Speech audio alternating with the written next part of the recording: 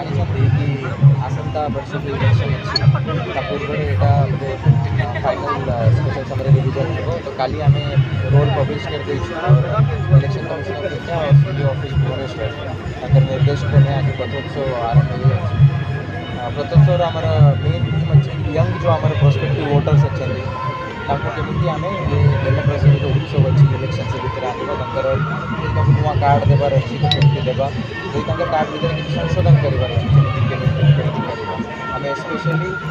ଯେଉଁ ଷ୍ଟୁଡେଣ୍ଟସ୍ ଅଛନ୍ତି ଆମର 17 ରୁ 18 ବୟସର ତାଙ୍କ ଉପରେ ଫୋକସ୍ କରିଛୁ, ତାଙ୍କୁ ବେସିକାଲି ପାର୍ଟିସିପେସନ୍ କରିଛୁ।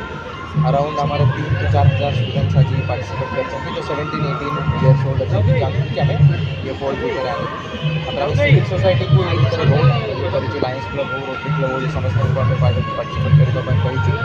ये लोग मेसेज जो अच्छी सब जगह जीव कॉलेजेस को पार्टिसिपेट आमर जो आज आंबासाडर्स अच्छे आमर दुईटा पिला जो कि आप जानते blind cricket women cricket team में अच्छा और हमको वर्ल्ड कप आनी चाहिए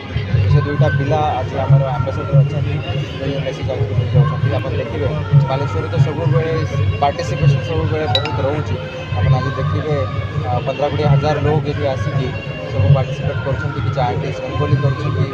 डांसर्स तो आमर माने जमी आमको पुनि करने को पड़ो बोले गोटे पथोत्सव एति लोग आमर आज आमको कहते कि आमको पार्टिसिपेट करार अच्छी तो निश्चय ये आमर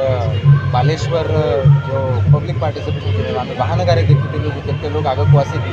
जो मोटे पार्टिसिपेट करते यहाँ भी डेमोक्रेसी भी से आम इम्पोर्टेंट वोटिंग भी आमको से इम्पोर्टेंट से सब बालेश्वर आसते आसिक आज आमको सपोर्ट कर समस्त को बहुत धन्यवाद दूँ और समस्त को आपण जरिए समस्त मेसेज दूँ कि आसतु जो आसंता इलेक्शन अच्छी से भितर मैक्सिमम सब आम पार्टिसिपेट करें।